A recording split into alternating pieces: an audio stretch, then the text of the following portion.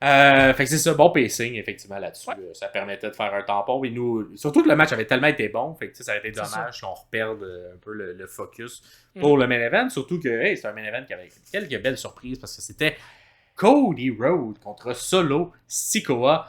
Et tout d'abord, hein, l'entrée de tout ça, la seule entrée que j'ai considérée de spéciale, je sais pas Ouais, si je t'es suis d'accord. d'accord, il y avait un peu il sortait avec de sa roulotte, il avait son chien, il arrive avec son chien, on le voit couler. Un rappel de genre son histoire, là, même un Arn Anderson qui a été son coach probablement en début de carrière, mais également Ouais. devant l'écran alors le Elite Wrestling qui est là, qui fait des petits moves de coach, qui dit on a du backup si jamais il y a de quoi, parce que on l'a su à SmackDown, mais c'était un Bloodline Rule match, hein? Fait que la même chose qu'on a eu lors de WrestleMania, tout est permis et toute la Bloodline peut arriver, ce qui fait que des deux bords, tout est permis. Fait quoi? Je vais peut-être casser, briser la bulle là, Ok. de gens là, pour cette entrée-là. Là. Cody Rhodes, là, c'est correct, c'est le fun. C'est le héros de tous. Là. Wow, Ouais. bravo.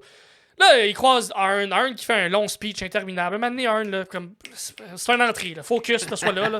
Puis il dit à voix haute, inquiète-toi pas, t'as du monde en backup au cas où. Asti, tu brises la magie de faire comme, ok, ben ça veut dire que Kevin Owens et Randy Orton sont backstage puis attendent, là, comme tu brises la magie un peu. Puis je trouve ça tellement quétaine. Puis là, je comprends tout. Il y a du monde, le monde qui aime Cody aime les affaires quétaines puis aime les affaires cringe. Mais là, il est comme, c'est le dernier moment que je vais partager avec mon chien. Donc, s'il vous plaît, ayez de la compassion. Il rentre avec un asti de gros casse qui a de l'air dessiné par un enfant qui est comme beaucoup trop gros pour sa face. Ça fait pas épeurant, ça fait juste. T'as de l'air d'une mascotte tabarnak avec ton gros crise de casse. Je trouve ça juste. Comme c'est une coche de trop, là, Cozy. Là. Reviens sur Terre, là, redescends, là, comme soit un super-héros, mais comme. Hey, Reviens moi, sur je la l'ai Terre 2 aimé. secondes. Je l'ai Là. aimé, moi, Ah, son non, moi, casque. C'était un trop, beau c'est trop. casque, là. C'est trop, Ben, c'est trop. c'était son tatou. Je sais pas si t'as remarqué, c'était son tatou, le casque. Je le sais, asti, tout est relié à son calice de tatou. C'est comme. Je comprends ce qu'il fait, puis je sais qu'il y a du monde qui aime ça. Moi, clairement, ça vient pas me chercher, même que ça Mais me tu vois, je gosse vais te dire un ce que peu. moi, ça m'a fait en dedans. Moi, je trouvais que c'était une entrée qui était peut-être un tournage de page. Fait que moi, à ce moment-là, ça m'a Ah, mis ok. dans la tête. Solo gagne-tu? Genre, pourquoi ils me font une entrée de même? Ouais, C'est parce que ok. c'est la fin Ben, du règne. ben Fait que tu vois, vois-tu, moi, c'est pour justement. ça que j'ai fait. Ah, on dirait que ça a mis du flou sur. Parce que j'étais comme, c'est Ok, sûr que Cody ok, va ok. gagner. Mais Ok. là, avec cette entrée-là, je sais, voyons, pourquoi il me sort une entrée comme si, genre, c'était son dernier match, puis il prend sa C'est ça. retraite, genre. Comme si après, on s'en va en arrière de l'aréna, puis on tire 2 balles dans le nuque parce que c'est fini Cody Rose. Comme, oui, Ouais. ouais. Le chien pis Cody, bye bye. Ah, en tout cas, mais bref, moi c'est ça que je vais te donner de positif à cette entrée-là. C'est, Ok, ça a mis ben, du flou je te le sur le donne, gagnant, parce que j'ai je te le fait. donne. Pourquoi ils font ça sinon?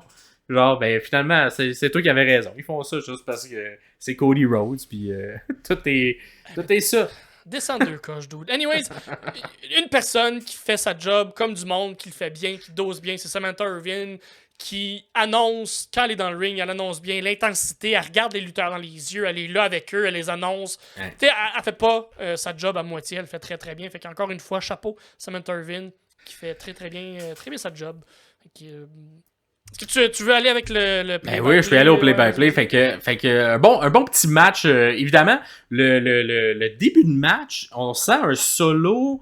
Je sais pas comment l'expliquer. C'était très genre cool. Comme solo qui prend l'avantage de la force brute, mais fait des petites erreurs de genre de rookie, là. Ouais. Fait que tu sais, genre, il prend un petit peu. Puis c'est surligné à grands traits par les commentateurs également. Ouais. Qui fait genre, il prend trop de temps là, pour enchaîner ces mouvements-là. Puis à chaque fois que c'est souligné, ben Cody reprend un peu l'avantage. Fait qu'on monte un solo qui est quand même fort, mais l'expérience et tout le talent de Cody Rhodes vient surmonter la force brute un peu de solo. Le côté, genre, il rentre pas avec le Bloodline, tout ça. Ouais. Bon, c'est. Moi, C'était pour la surprise du beatdown. Hey, la surprise, man. C'est un Bloodline Alors, Rule. je sais, Tant qu'à je sais. faire, assume, puis arrive qu'ils sont là. À la limite, Ouais, c'est genre, fallait rentrer avec toi, dis-leur, attendez mon call, puis qu'ils repartent, parce que là, Ça, c'est comme s'il dit je vais me battre sans eux autres à soir, alors que l'entièreté de la gimmick du Bloodline, c'est tout le temps d'avoir des interventions. Fait que là-dessus, tu sais, j'y croyais. Fait que j'étais. On dirait au moment où j'ai fait, c'est sûr qu'ils arrivent à ce moment-là, puis ils sont arrivés évidemment à ce moment-là. Ben, ce premier segment-là, le premier, ça a quoi duré 15-20 minutes là? Ouais. Quand même de la bonne lutte, quand même du bon travail des deux côtés. Moi, Solo, je vais t'avouer, c'est pas mon lutte préféré. Non plus. Mais je l'ai quand même trouvé efficace. Et il a un superbe. Sa version là, du Rock Bottom. Là. Oui. Tabarouette qui est belle. Elle est plus belle que celle de The Rock, là, tant qu'à moi. Il vient le chercher tellement loin. Puis il te le dépose à terre. Puis ça a l'air. Tabarouette, ça devrait être ça son finisher plus qu'un like dans la gorge. Là. Parce que c'est Tabarouette qui est beau, ce mouvement-là. Comment qu'il le fait là, en hyper extension. Des superplex également là, de Cody sur Solo qui rentrent bien, qui sont bien placés. Tente un premier crossroad qui est connecté, mais là, évidemment, c'est à ce moment-là précis que j'ai fait. C'est là qu'ils vont arriver. Il faut qu'on brise un pin. Et on brise le pin à ce moment-là. Fait que Cody, évidemment, toute la Bloodline arrive. Il casse la gueule à Cody. Et là, qui arrive pas? Ben, sûr que Arn avait dit, le backup arrive. Fait que KO arrive. Il se dépêche. Il arrive tout seul, un peu niaiseux. Là, il arrive tout seul contre deux. Je là. Prend un petit peu l'avantage, mais finalement, Randy Orton et tout, il arrive. Fait que là, tu vois, au niveau du temps, du match, du rythme du match, rentrer les deux tout de suite. Là, on le sait qu'ils s'en viennent. Là. Surtout que la rampe est tellement longue, là, c'est interminable. De voir deux fois quelqu'un qui est à court au complet. On n'est pas dans le Royal Rumble. Pendant que Kevin Owens rentre puis s'en vient en courant, t'as comme un point de vue de caméra qui est comme dans le dos de Kevin Owens pour le voir s'en aller vers le ring. T'as comme les deux, Tamatanga et Tanga Loa, qui sont juste comme debout là puis attendent. Un peu comme en faisant rien. Puis c'est comme s'ils se rendent compte que la caméra est sur eux. Ils sont comme oh oui, c'est vrai, faut qu'on soit dans la réaction. Fait qu'il y a un bout un peu flottement. Là. Ce qui est bizarre parce que il n'y a pas eu beaucoup d'erreurs de réalisation, il n'y a pas beaucoup d'erreurs de caméra, même que, puis on l'a souligné quand il y a eu les changements, mais je continue à le souligner, parce que là, notre œil s'est habitué un peu à la nouvelle réalisation que la WWE nous donne, mais je veux juste quand même continuer à donner les props à l'équipe de réalisation qui est écœurante, des beaux points de vue, les caméras sont bien placées. L'équipe de réalisation est au courant des coups qui s'en viennent, sont capables de bien placer les caméras à la bonne place avec les bons points de vue. Fait que props à l'équipe de réalisation. C'était très, très, très beau encore une fois pour ce côté-là. Fait que c'est ça, Randy Orton qui arrive. Ouais, c'est ça. Il arrive. Mais avant qu'il arrive, tu sais, dans le premier segment, avec tout le monde arrive, là, on a oublié de mentionner, mais il y avait deux diving headbutts. Qui ont été bien faits. Toi, ton boss, la première fois que tu voyais Solo faire effectuer ça. Là. Je sais pas si c'est vraiment la première fois qu'il le faisait, mais je suis d'accord, moi ça me disait rien aussi. Cody qui était comme suspendu dans un coin, la tête en bas, là, les pieds pognés dans comme le turnbuckle, là, il pend, là, puis Solo qui faisait juste lancer la tête contre la tête finalement, vraiment d'aller. Comme des Samoans, ils ont la tête dure. Voilà. Fait que non, c'est ça, c'est un petit renouveau. On dirait, c'est ça, on l'a tellement pas vu souvent, Solo, que je suis pas trop conscient de c'est quoi son moveset tant que ça, autre qu'un like dans la gorge, puis le move qui en inspiration à son papa, là. Donc, avec le coup de cul dans la face, là, dans le coin, une espèce de hip attack. Fait que bref, c'est ça, les deux y arrivent, fait que là c'est le temps des RKO, le temps des stunners. Let's go, on s'en donne à cœur joie. Même un beau swanton de la part de Kevin Owens. Ce qui fait qu'on égalise les deux. On sort les deux de la Bloodline. Mais là, il manque quelqu'un de la Bloodline. Fait que là, on était comme, il reste quelqu'un. Il reste une carte dans la poche, là. Fait que là, Cody reprend l'avantage. Il continue. Une espèce de kick, de pin, mais là, un kick-out mou qui était bien fait de ça, là. Solo, il était bien fait, ce kick-out-là. On sort, on s'en va dans la foule. Fait que là, on garde les deux lutteurs principaux dans l'arène, mais c'est un Bloodline Rule. Fait que là, Cody, c'est là qu'il décide que m'en va chercher des escaliers. Les escaliers en métal, là, c'est pas fait pour monter des rampes, c'est fait pour casser des gueules. Fait qu'à la pogne, la pite, il est fort. Il est fort parce que c'est lourd. Moi, j'ai juste vu John Cena être fort comme ça, puis pitcher des escaliers de même. Là. Il n'y en a pas grand qui ont autant de force dans les bras pour faire ça. Fait que les amène dans le ring. Et là, une belle utilisation des escaliers de métal, là. C'est fait deux. Il me semble qu'il l'avait également utilisé dans un autre match, le Cody. C'était 3 contre 3. Quand il voulait détruire. Ouais, c'était dans le 3 contre 3, c'est ça. C'était dans le 3 contre 3 là, où il y a eu peur. Ou, en tout cas, bref. Mais tu sais, belle utilisation. Oh non, c'était contre AJ Styles, désolé. Il l'avait utilisé de la même manière. Mais ouais, on dirait que c'est à son arsenal. Puis je trouve que c'est le fun parce que c'est vrai qu'on les voit pas assez souvent utilisés. On voit souvent les tables de commentateurs, les chaises, mais l'escalier de l'étang, le temps, barouette, ils redonnent leur lettre de noblesse à ça. Fait que là, il commence à donner des coups. Puis là, maintenant, il va à lancer dessus, mais là, Solo l'évite. Il fait un genre de. C'était quoi? Un genre de spear? C'était pas un spear, mais un genre, là. Ouais, mais.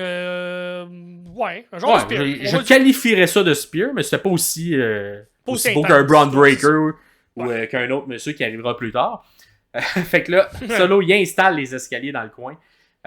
Puis décide. Et puis là, d'ailleurs, c'est ça.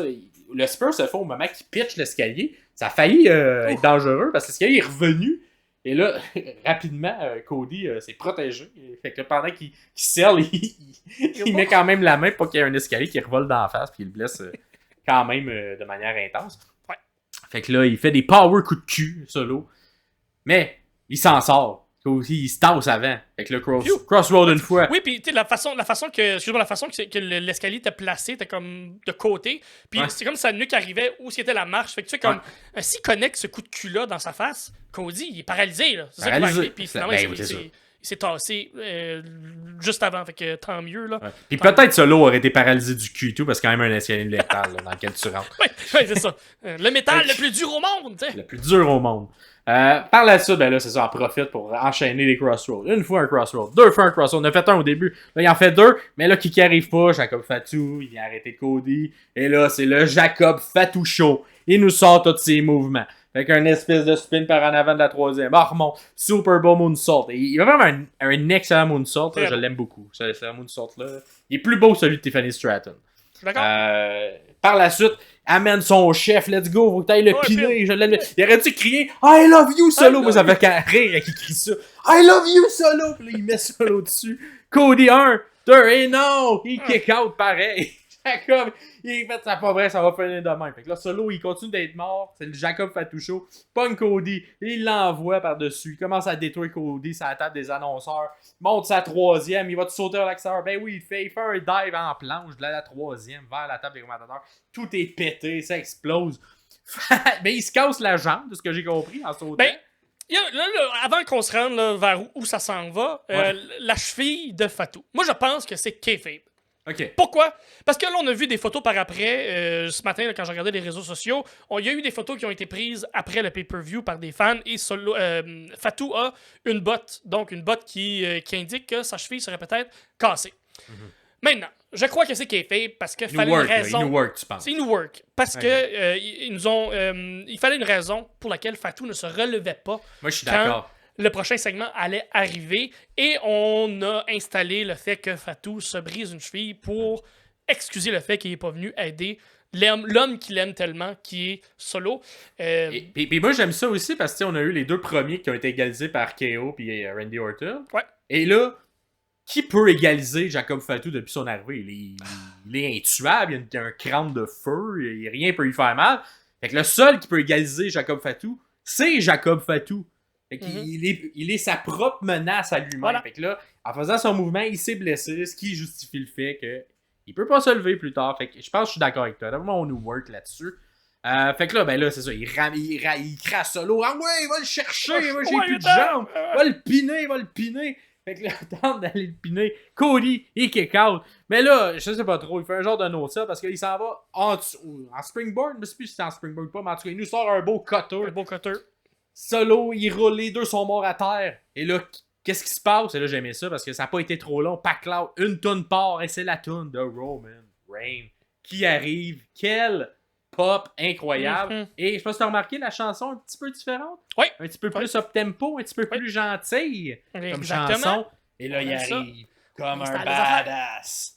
Il y avait un beau gilet OTC pour, et je pense que je suis d'accord avec toi, Original Tribal Chief. Bien sûr, c'est ça. Sûrement. Il prend son temps un petit peu de gris dans la barbe. Il a l'air d'un papa, il a l'air d'un monsieur. J'adorais ça. Il prend son temps parce qu'il vient pas aider Cody, il s'en vient détruire Solo. C'est pas la même chose. Il y a la Solo, parce que là, vous allez le voir dans le prochain épisode, l'épisode 71, faire un retour sur la dernière semaine, mais il a pas été gentil, Solo, la veille à SmackDown. Il a traité Roman Reigns de weak, de faible. Il le trouvait faible après un règne de 3 ans. 3 en tout cas. Fait que là, d'après moi, ça, c'est venu chercher une petite corde à l'intérieur de Roman. Il est comme, ah ouais, je suis faible, mais let's go. Le Il faible, s'est réveillé de son c'est petit ton dodo, match. là, puis il est venu Exactement. y donner un super punch, Et un super suivi d'un spear, puis Yes. il est parti. Il est parti. Il aide pas Cody. Il y a un petit regard entre Cody Ouais. puis Reign, mais tu sens vraiment. Un peu comme. C'est un peu le même genre d'histoire. Finn Balor et Priest, tu sens que c'est personnel, Mhm. mais que ça n'a pas rapport avec Gunther. Et encore une fois, Roman Reigns et Solo, tu sens que c'est personnel, ça n'a pas rapport avec Cody. Ça aurait pu être n'importe qui d'autre, il serait venu casser la gueule à Solo. Mais je sais pas si t'as remarqué, Cody savait que Solo était fait parce que quand il a fait son Crossroads, il a continué à regarder Roman direct dans les yeux. Puis tout de suite après aussi, pendant le pin, il continue à regarder Roman. Fait que il y a des couches là-dessus. Là. On nous installe des affaires. Là. Je sais pas C'est où sûr, ça s'en va, mais- c'est pas la fin du chapitre, mais là, Ah non. en tout cas, là, la victoire de Cody par la suite à ça, avec une aide un peu surprenante pour certains de Roman Reigns, qui vient, je pense, plus nuire à Solo qu'aider Cody. C'est Mais vrai.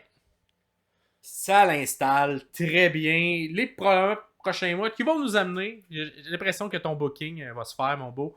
Un beau Survivor Series match, peut-être entre les Original Bloodline, les OB, contre les New Bloodline, les NB. Mais la première, ça va s'installer comme ça. Il va y avoir un petit peu de recrutement dans les prochaines semaines, pense que prochains mois. On va peut-être retourner chercher Jay parce que là, Oh, ben, peut-être Roman- Sami, peut-être G. Là, il y a du monde qu'on peut amener, peut-être un nouveau membre. Et là, la pierre, le maillon, le petit point d'interrogation qu'on sait pas. The Rock, il est de quel bord? The Rock, il ça, va là. de quel bord? Son cousin? Son genre Son de autre cousin? cousin? Notre cousin? Tous des cousins? Tous des Quel cousins, cousin il on va sait pas. choisir? On va voir. On va voir, mais ça l'installe bien la table pour ça. Et ça Ouais. permet d'enlever Solo du title picture pour les prochains mois. Il s'en va où, Cody? Je sais pas. D'après moi, les prochains mois vont peut-être être des genres de petits checklist match, là. Fait que, peut-être, à qui ouais. Cody veut donner des props. Moi, j'aimerais un petit Randy Orton. J'aimerais qu'il y ait Ouais, quelque je chose suis qui d'accord. s'installe dans le prochain mois. Ben, ça qu'ils pourrait sont être fait ça pourrait être fait face contre face aussi. Ça pourrait être fait dans la bonne franquette. Peut-être, poignée de peut-être, mais main, je trouverais ça euh, intéressant, moi, d'avoir peut-être même avec un KO qui tourne autour de tout ça. Ouais. Est-ce que ça se fait tout le monde reste face ou. Moi, j'aime bien un Randy Orton. Est-ce que maintenant. Sami va monter au prochain niveau? Peut-être, Sami vient de perdre, peut-être un petit match Cody-Sami, ça se pourrait également. Fait que, à voir, on s'enligne vers où, mais clairement, ça a été un gros pop. Et moi, j'ai des frissons, là, on s'entend. Là. Ah oui, Même oui, si oui. je m'y attendais, même si je la sentais venir, j'espérais que ça arrive et c'est arrivé. Fait que je suis très content qu'on ait vécu ce beau moment-là et ça termine fort. Un SummerSlam qui, selon la reine Elisabeth, a été le meilleur ever. Écoute, je pense que je vais préférer le 2013, moi, de mon côté. Mais t'étais là live, c'est dur à battre, là. J'étais là live. Je l'écoutais, puis c'était très bon, puis tout ça était beau, mais tabarouette que ce SummerSlam-là, il était quelque chose. Il était quand Un même parti bon. T'as un parti pris. Mais il était bon, celui-là aussi. Il était très bon.